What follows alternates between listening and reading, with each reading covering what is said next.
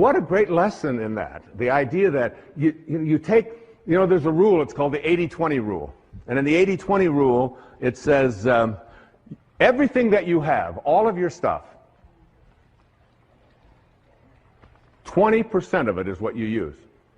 All of your clothes in your closet, 20%. You just keep using the same 20% over and over. 80% of the clothing that you have in your closet, for so many people, is something that you never use, you don't wear. You look at it, you store it, you think, well, there might come a day, I can't part with that, even though you've been carting it around. Every time you move it and you put it. Take the 80% that you don't use, says Lao Tzu, and give it away. Give it away. Lao Tzu said that when your cup is full, stop pouring. When your cup is full, stop pouring. We have an obesity crisis in the United States, in the Western world. The obesity crisis can be handled if you just read the Tao. If you realize, in verse 33, it says, if you realize you have enough, you are truly rich. If you could just learn something called portion control, where you just take a bite and you say, is my cup full? Stop pouring. Stop pouring. In other words, instead of filling yourself with that which is already a surplus, in the Tao it teaches us to take surpluses and to reduce them, and to take deficiencies and increase them, so that we create balance in our lives, to be in balance. You can take the jewelry that you don't use. You can take the clothing, and then once you've given away the 80% that you don't use, take one of the things that you really like and practice giving that away. It's such a wonderful way. Listen to this poem. It was written by a great Persian poet named Hafiz. It says, even after all this time, the sun never says to the earth, you owe me. Just look what happens with a love like that. It lights up the whole sky.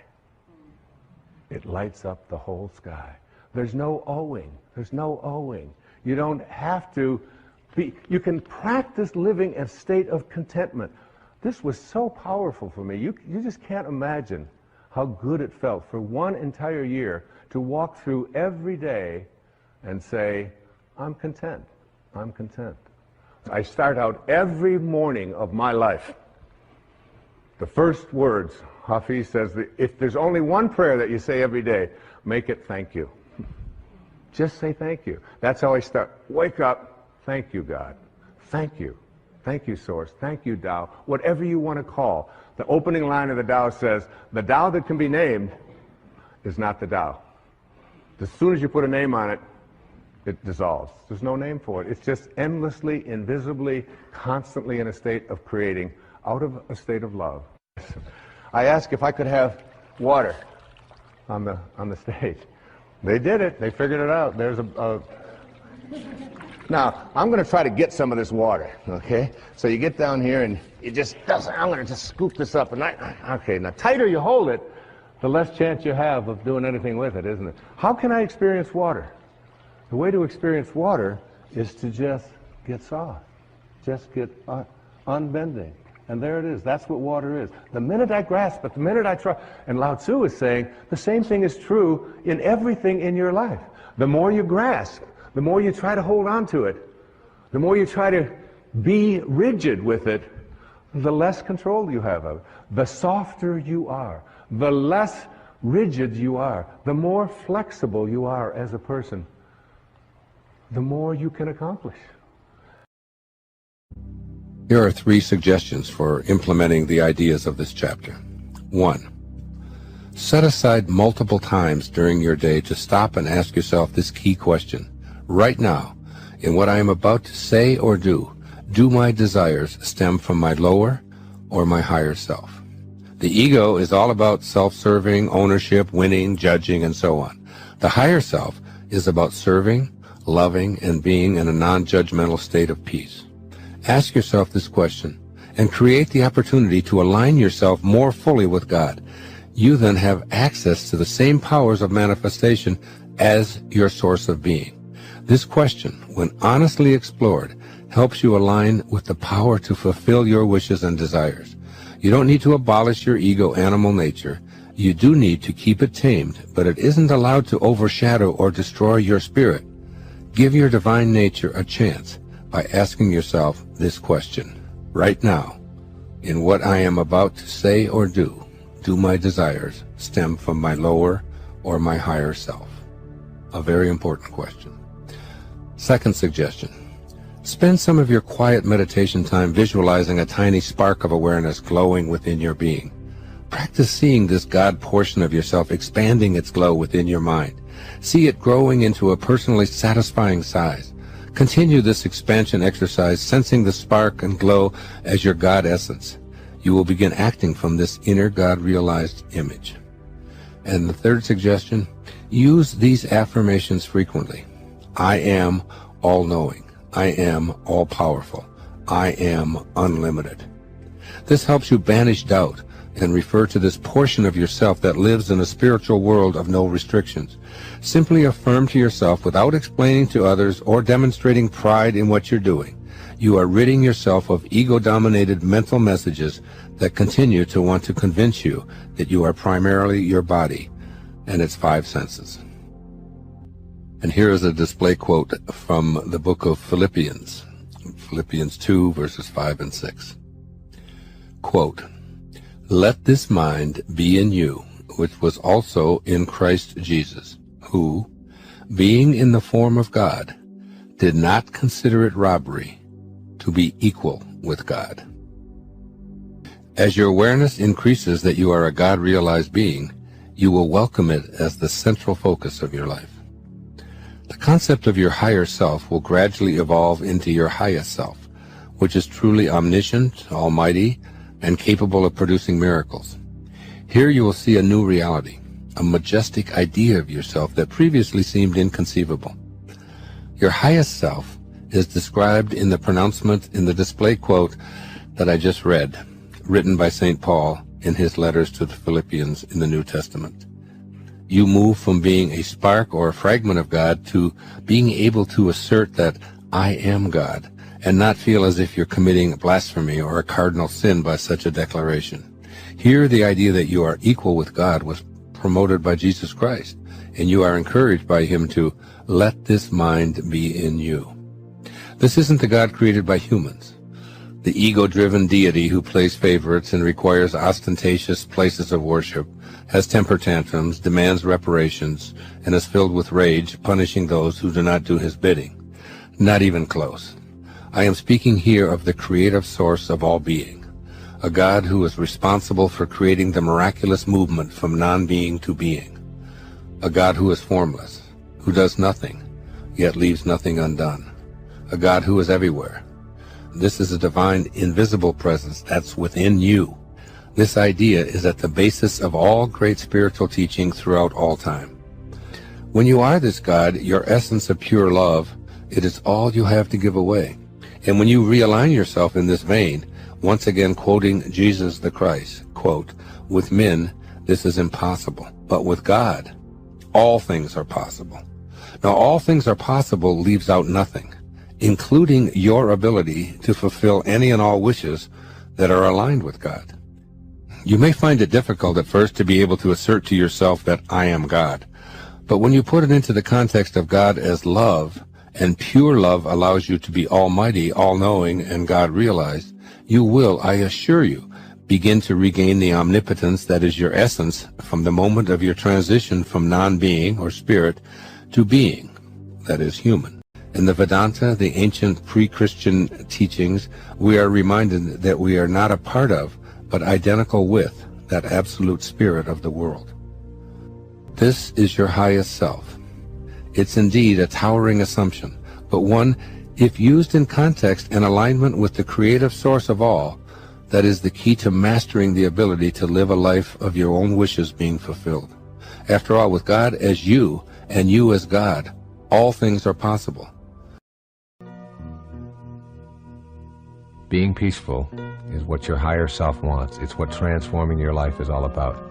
And any thought or any belief that you have that keeps you from peace in your life is one you want to discard, no matter how long you've had it, or how much you've cherished it, or what the tradition is in your family or in your country. If it doesn't bring you peace, then you don't need it. Judge not. If you see someone who is very different from you in physical appearance or in age or in economic status, use your mind to send them love rather than a judgmental thought. We have so many of those judgmental thoughts when we see someone who is older, when we see someone who is younger, when we see someone who has a different custom than we have, when we see someone who wears different jewelry or has body decorations or something that we don't go along with. When you see someone like that today, whoever they may be, whether it's someone who is begging on the street or whether it's someone who is wearing a certain kind of clothes or acting in a certain way as you're driving, try not judging them and just seeing the unfolding of God in them. Try sending them love rather than judgment. Begin to change the vocabulary you use to describe yourself and your expectations. Instead of saying maybe, if I'm lucky, or perhaps, and one never knows, use words and phrases such as absolutely, certainly, and I know I can. When you use these kinds of words that reflect an absence of doubt, you're going to begin to conduct your life in the very same way. Watch out for those things that sort of communicate to others and to yourself that you don't really have within you the capacity to manifest what you want for yourself in your life. You cannot have a better past, so abandon that idea right now. You did what you knew how to do given the circumstances of your life. Instead of indulging in regrets, let your thoughts remain on love and let your actions stem from that love. The past is over, and you did what you knew how to do, and you no longer are that person. So don't fill yourself with blame and angst about what you might have done in the past. Learn from it and know that you are a new soul today. Learn from it and know that you are a new human being today. Let go of all the beliefs that convince you of your inadequacies and shortcomings. Clean out that closet of worn-out loyalties to what you can and cannot do. Just open yourself up right now in this moment. Just be.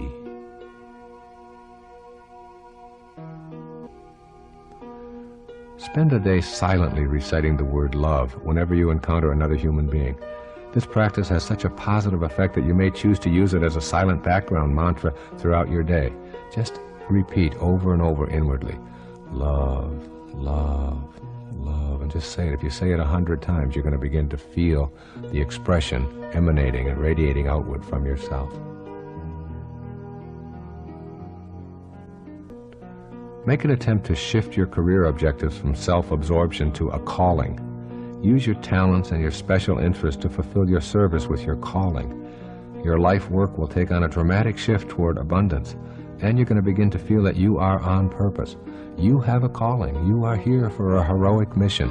Think of everything that you do in this day as a part of that calling, and you'll begin to rid yourself of some of the extraneous kinds of things and judgments that you have about your life. Be still and know. These 4 words will help you get past striving and help you get to know the bliss of being here now. When you allow yourself to be still, you will understand the futility of constant striving or chasing after more. Keep those 4 words in mind today. Be still and know.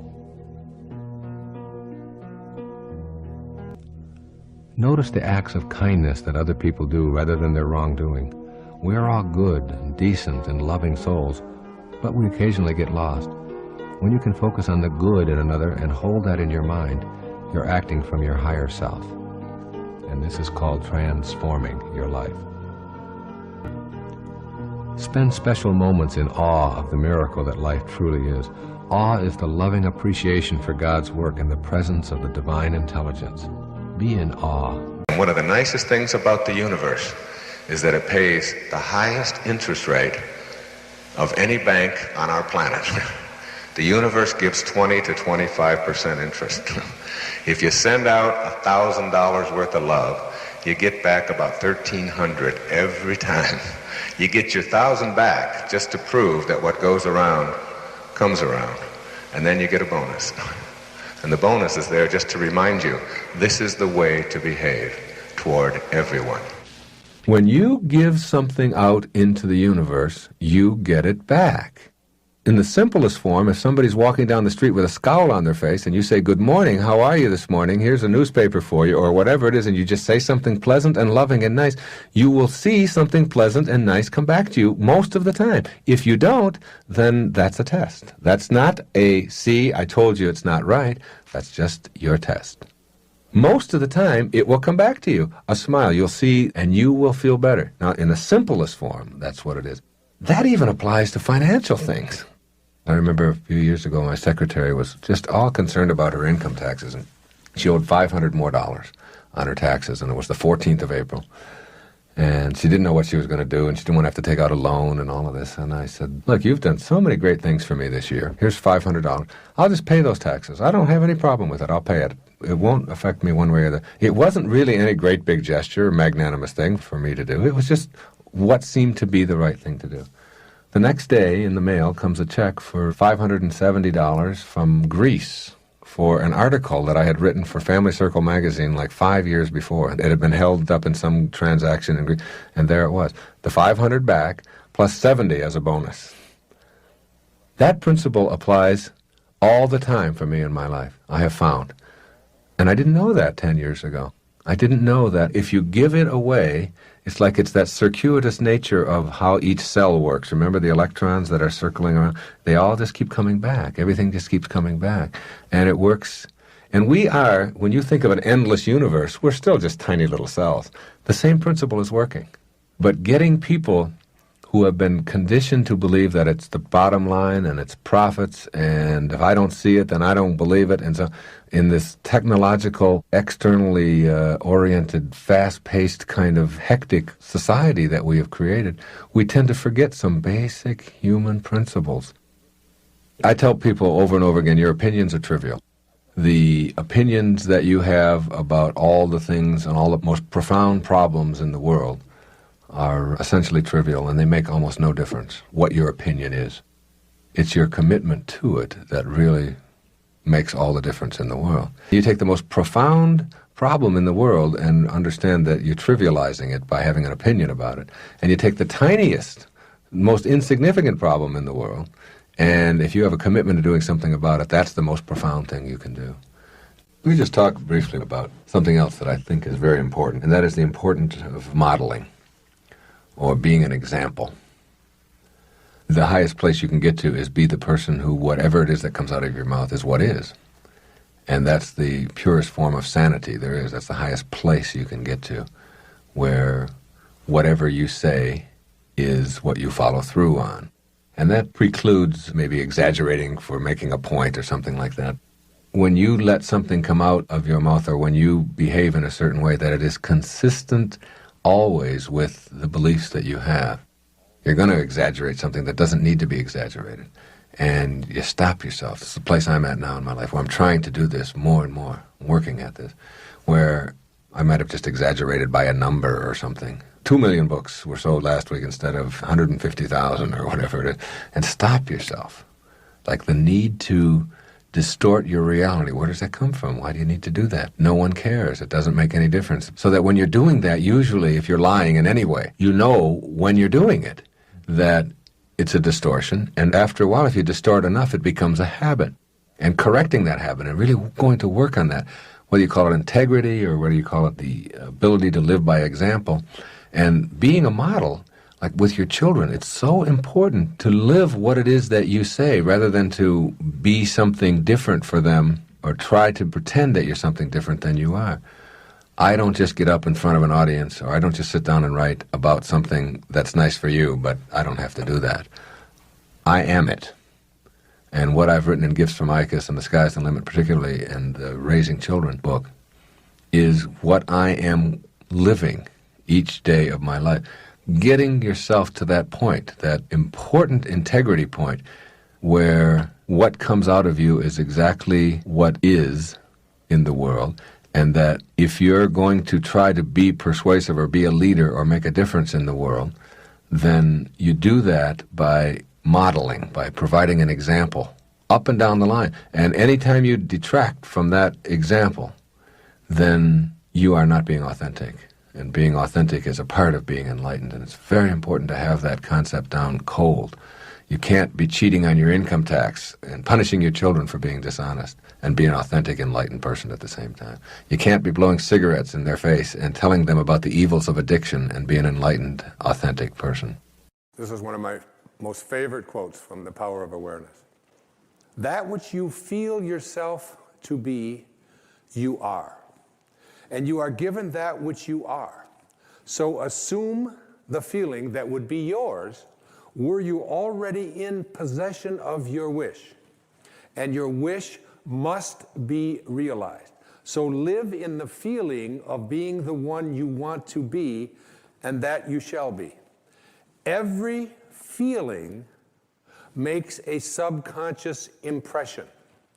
And unless it is counteracted by a more powerful feeling of an opposite nature, it must be expressed. Your feelings are different from your thoughts. Your feelings are what you experience in your body. The dominant of two feelings is the one expressed. I am healthy is a stronger feeling than I will be healthy. I am healthy says I feel healthy, and I feel healthy. I feel great. I don't determine if I am well on the basis of what it says on a piece of paper or on the basis of what somebody else out there tells me. I live my life feeling within my body that I am strong, I am capable, I am able. And that is not just something that I say. It's not just an affirmation. An affirmation is an intellectual exercise. This is a spiritual knowing within that I am well, I am content, I am prosperous. But the words that Neville used there are the subconscious. Every feeling that you have makes a subconscious impression upon your body and upon your awareness.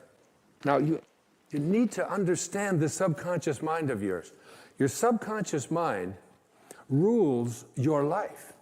96 to 97% of everything that you do is done as a result of your subconscious mind. And when your subconscious mind gets programmed, it goes ahead and responds to whatever it is your conscious mind has placed into it. I was 18 years old. I was in the United States Navy for 4 years. And they sent me to a school in Bainbridge, Maryland, to become a radioman and a cryptographer. And we spent an hour a day, every day, for the first 3 or 4 weeks we were there, on a typewriter, learning Morse code. Okay? And my conscious mind had to program my subconscious mind. Now, this subconscious mind of yours is operating all the time. You're sitting here watching a television show. You got up, you picked up your remote control, you turned the channel on, you got dressed, you ate lunch, you went to the bathroom, you go to work, you get into your car, you drive to work, you don't think about what I'm going to do. Everything that is going on in your life, everybody in here in this room, you got here through your subconscious mind. You didn't have to think about every single thing that you were doing, but there was a time when you did in order to learn that. This habitual subconscious mind of yours rules your life. So I'm 18 years old, I'm taking Morse code. Here's the alphabet, a little bit of it anyway. Da da da da da da da da da da da da da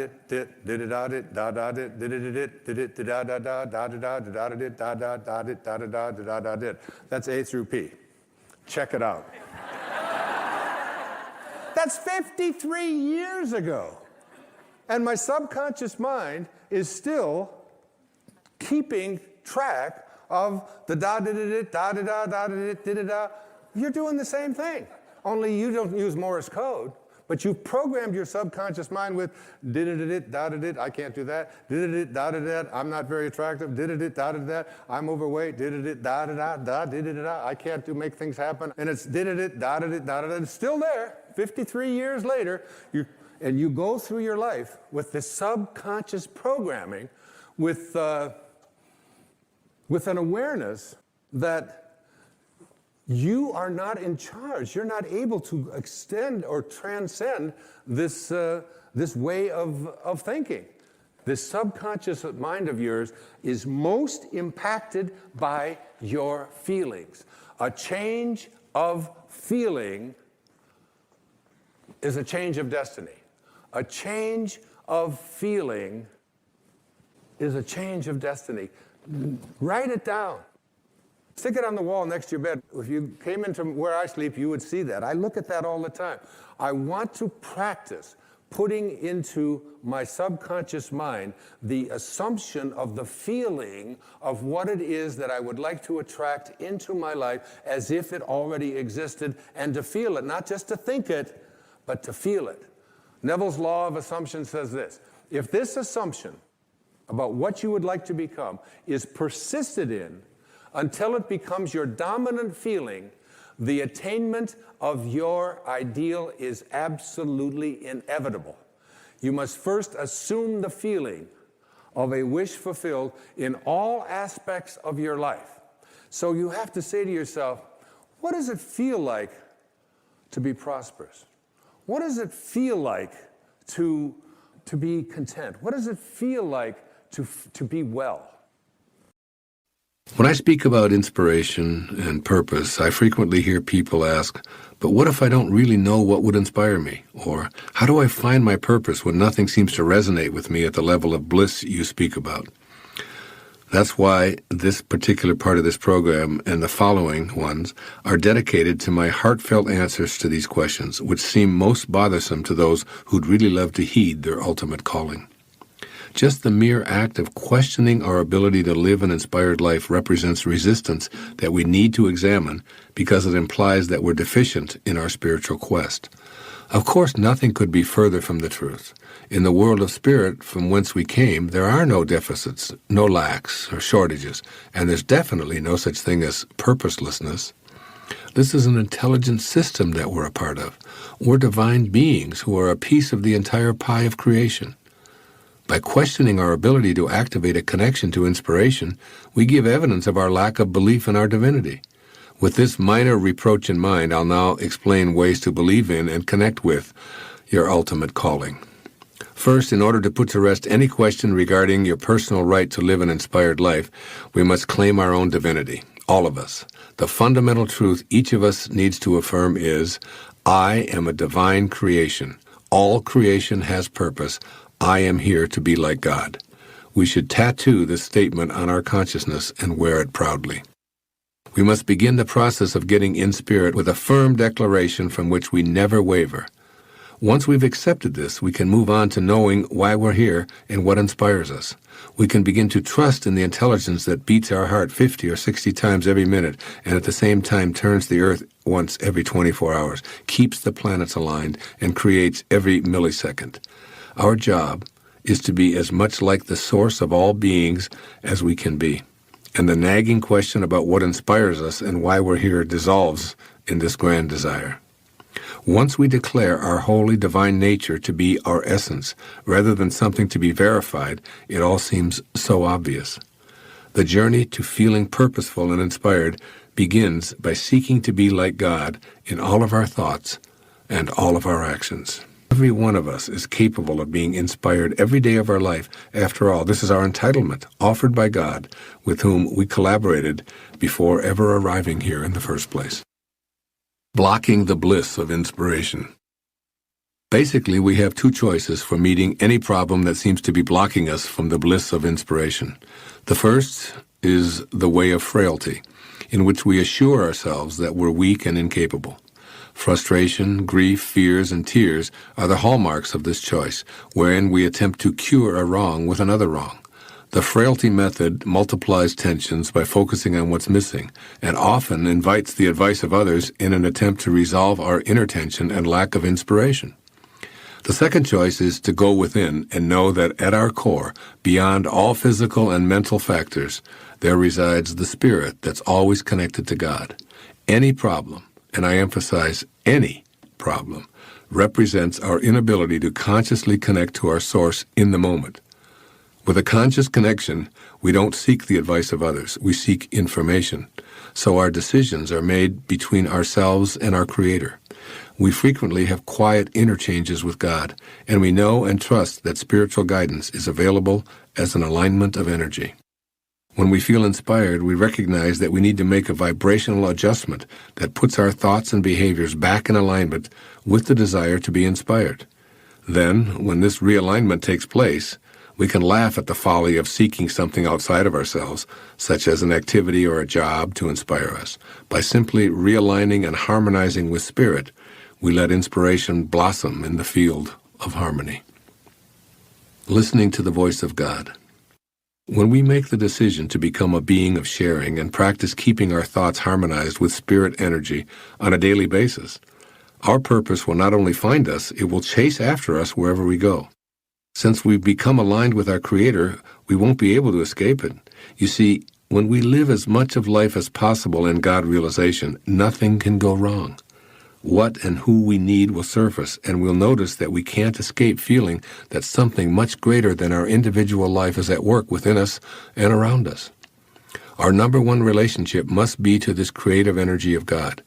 When we go to our source, we activate the energy that reconnects us to our purpose. Inspiration then shows up right before our eyes, even when we may have stopped thinking about it.